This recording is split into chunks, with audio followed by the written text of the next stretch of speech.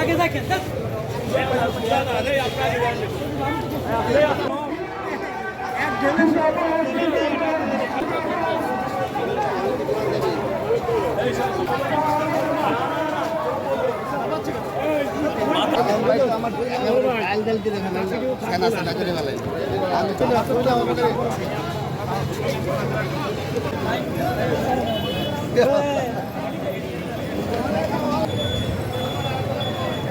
খায়া তারপর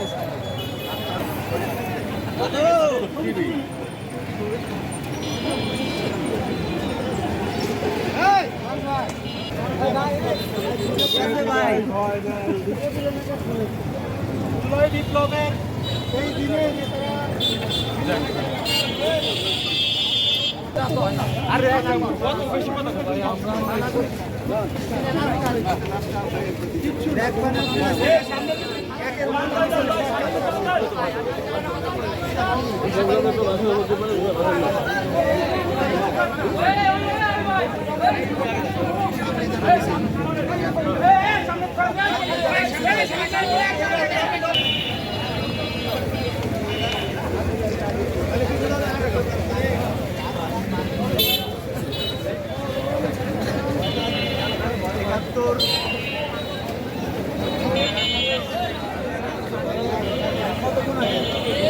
আসার সময় আইছে ঠিক আছে ভাই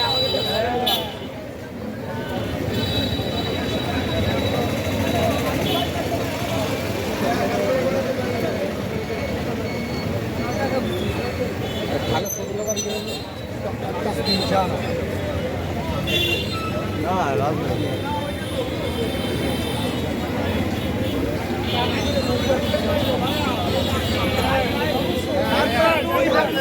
কোনো কথা হবে না, কোনো কথা হবে না।